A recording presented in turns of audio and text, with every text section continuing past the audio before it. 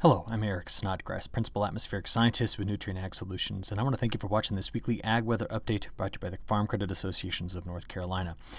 Well, over the last few weeks, we've been kind of rebuilding this idea about what we thought the upcoming late spring and early summer weather patterns were going to look like. And today we get to add kind of our last piece to this puzzle. This is the latest update here from the IRI Multi-Model Group. So usually what we get is the ECMWF first. About a week later, we get the National Multi-Model Ensemble. And then usually here about mid-month, we get the IRI group. And those are the three primary sources I like to use. So you've been looking here at a map that shows May, June, and July precipitation anomalies. And once again, we see that the models prefer to keep the drier conditions in parts of the Midwest, stretching through the plains and then getting back up here into the Pacific Northwest as we go through the late spring and early summer pattern. Overall, we still see above average precipitation showing up in the models, not only just here in the Carolinas, but also getting back over through the Appalachian Mountains into the Ohio Valley. As we transition here into a look from precipitation over to temperature, overall, much of the lower 48 is favoring a mild spring, and that is going to be once we get past what we're going to be talking about here in the next few moments. So I wanted to just give you the latest here of what we were seeing from the IRI Multi-Model Group. Now, I'm going to rewind the clock and just do a little bit of forecast verification with you. This is a report that I generate every day. This is the long-range part of it that comes out every Tuesday and Friday. And if you want to sign up for these, they're free. You just need to email me at eric.snodgrass@nutrient.com, and you can get access to them. I'll send them a daily email to you with my weather forecast reports for the nation. But what you're looking at here was a report I released back at the beginning of the third week of March. So we're just doing a little forecast verification. Now, we noticed that at that time, the models had favored drier conditions for much of this area, even extending back into the plains, but that included North Carolina. And I kind of said, you know what? I think that the models are too dry biased. And I had a lot of reasons for this, but I said I think this area and through here was going to see a lot more thunderstorm activity. We combine that with the forecast going into week 4, which would have now been the week we're currently in, and I was also predicting above average temperatures throughout this whole region here. And I said, hey, while all the models are favoring those warmer temperatures, you got to watch out for this region first, and then the progression of the MJO to go into what we call its cooler phases to start to bring cooler air in. So I was doubting myself at this time simply because things were not necessarily adding up to give us exactly what the models were saying.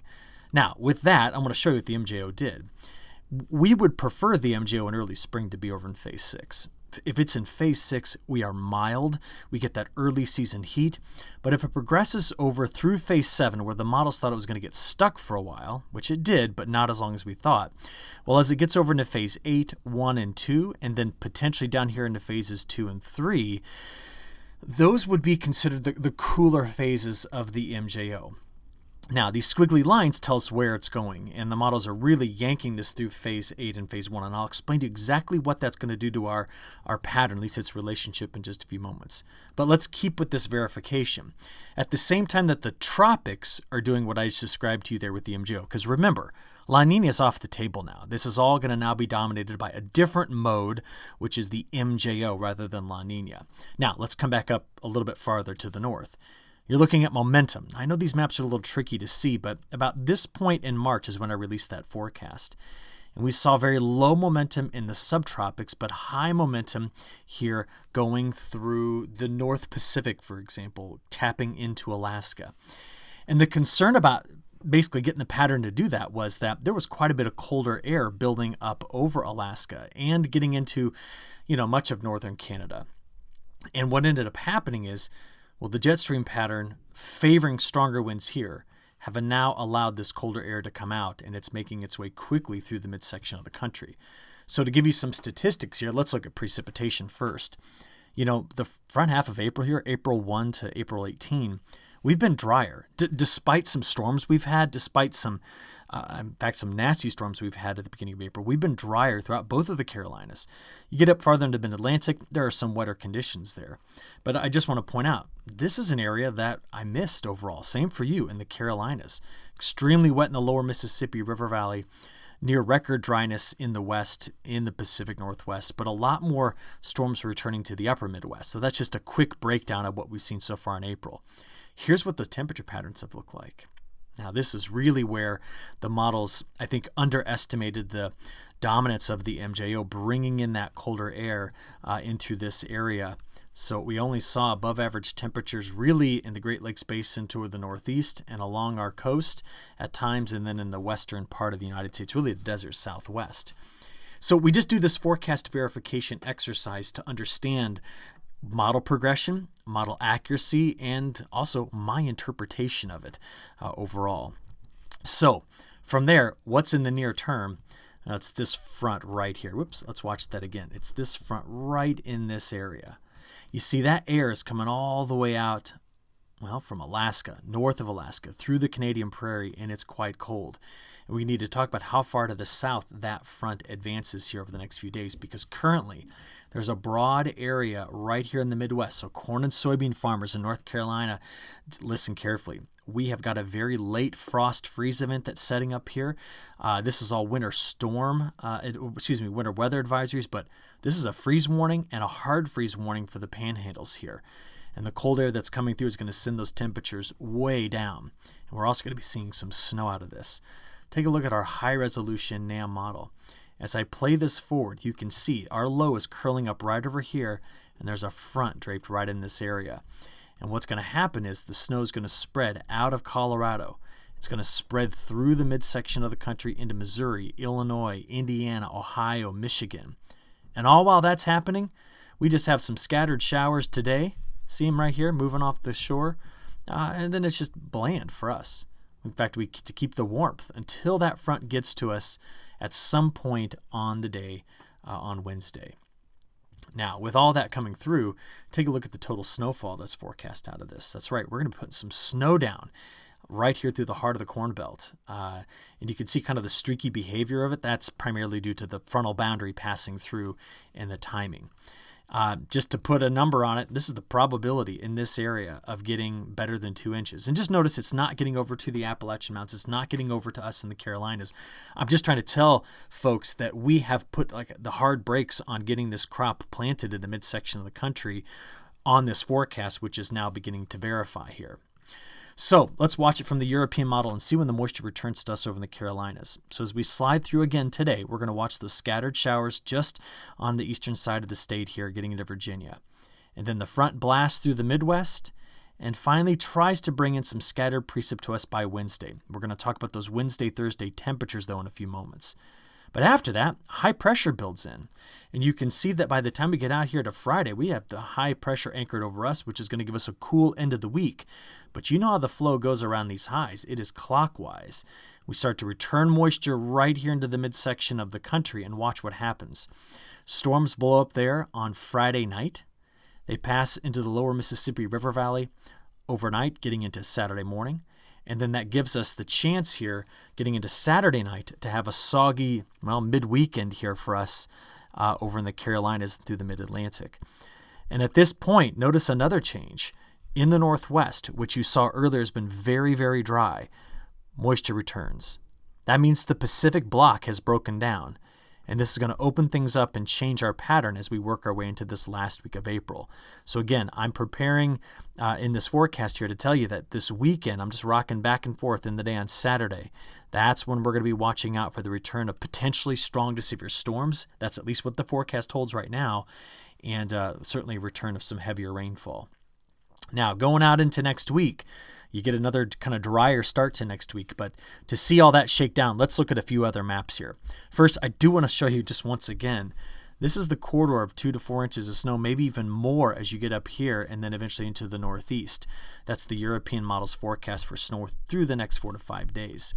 But if we watch the preset maps, let's just take a look at this next week. So this right at the beginning, is this the showers early? We're then dry through Tuesday. Rain tries to return, some scattered rain on Wednesday, but not much. I mean, you can see it's not much, but it's the end of the week. So watch, see the lower plains, the southern plains, the lower Mississippi River Valley, that's Friday into Saturday. And as we go from Saturday into Sunday, that's what spreads over us, really Saturday night. So that's what I'm most concerned about here as we look out over the next week or so. Beyond that, you ready for this pattern change? Okay, those deep troughs are in place, bringing us our coldest air Wednesday into Thursday. I'll show you the data in a few moments. After that, this is the short wave right there. It's anchored to this trough, but that's one's going to kick through and increase our chances for strong to severe storms as we get into that time period Saturday night.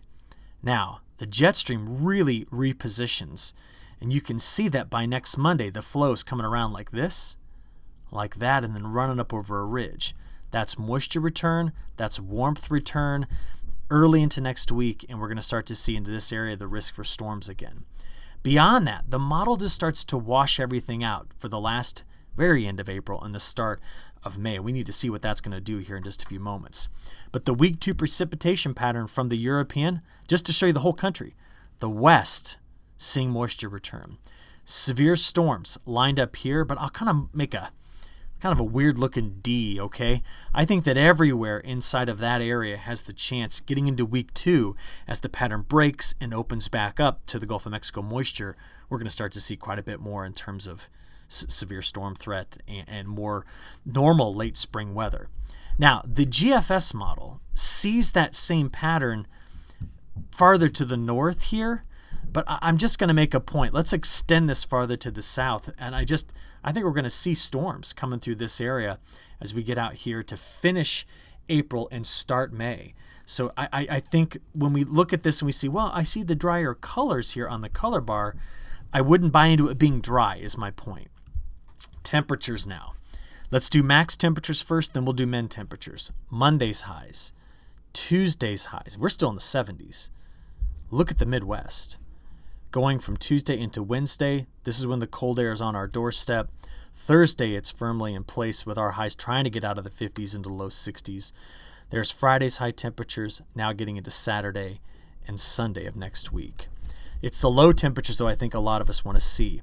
Here's Monday's lows, Tuesday's lows, and Wednesday's lows. Now, while we're still above average here Wednesday morning, this is the frost line. Look how far to the south it gets. Look at these temperatures here in the hard red winter wheat belt, talking low 20s. There could be some damage there to some of that crop. What about for us? Thursday morning, the model is attempting, this is the National Digital Forecast Database, is attempting to bring in low to mid 30s and around Raleigh. There might be some patchy frost, and certainly as you get up into the Appalachian Mountains, we'll see those temperatures get into that frost range. There's Friday morning's lows. Again, a lot of 30s here, mid 30s here. All right. And then as we get into the weekend, there's the moderation. Now, beyond that, let's just take a look at the extent of the frost currently forecast by the European model. You do notice that the European is not necessarily saying there's going to be a frost in and around Raleigh. What I'm telling you is just be aware of some of those low elevation areas, possibly Thursday morning or Friday morning, getting those frosty temperatures. Now, I got to ask a good question over the weekend. Is this going to have any influence on our weather? Well, what is it you're looking at here? Well, this is a super typhoon near the Philippine Islands, which is here, and it is forecast to move toward the north and get absorbed into the jet stream flow. It's a monster, one of the more powerful tropical cyclones we have seen in the northern hemisphere in a while, and it's early, and it's a big one. But it's going to be beyond 10 days that this possibly influences our pattern. So looking out there, day 5 through 10, where things start to moderate for us, okay, we see the return of more normal spring-like weather as the cold air stays anchored here in the Canadian prairie. That's also seen in the the European. You just saw the GFS. This is the European. You're going, but I see a bit of a cooler bias here, and I'm just telling you, the European model was just a little bit slower in the progression of getting that colder air out, but it's not cold like you're going to be seeing Thursday morning or Friday morning. This is just a slight cool bias. Going out there farther than that, let's take a look now at the day 10 through 15 from the European. And again, we see much more seasonable weather conditions in terms of temperatures, and that's the same thing reflected here in the GFS. So I guess what we'll finish with is where we began. Let's talk about that MJO. Now, if the MJO comes out of phase 7 into phase 8 and 1, what I want you to remember is that these phases here, 8, 1, 2, and 3, are the cooler phases of the MJO. Now, what do I mean by that? The MJO is in the Indian Ocean. It's in the West Pacific, but it's correlated with our weather in North America. The warmer phases are 4, 5, 6, and even a little bit into 7. So I can show you that by showing you these historical correlations. You see, if the MJO is in phase 1, which is what I've got this on, for spring, well, it's just, there's not a lot of ridging. There's not a lot of warmth here. You got to get the MJO to like over to phase 6. Look at this. Phase 6, April, May, and June. Now we're talking about above average temperatures. So my point is just to tell you that if the MJO is on this side of the diagram, the chances of us breaking over into a hot conditions, hot late spring conditions, well, it's just limited until it gets onto this side of the diagram. So maybe what we do is we say, let's look now out into that first week of May. And as we do that, you still see the cooler weather here, but a return toward more warmth, but not the hot conditions for us in the eastern part of the United States. And from there, we just now get back into our seasonal forecast, which is where we started this video. So hopefully you found this instructive and useful. We looked at a lot of things today, but we'll just keep you updated. I look forward to talking to you again next Monday morning, all right? Have a good rest of your week, and we'll talk to you soon. Thanks.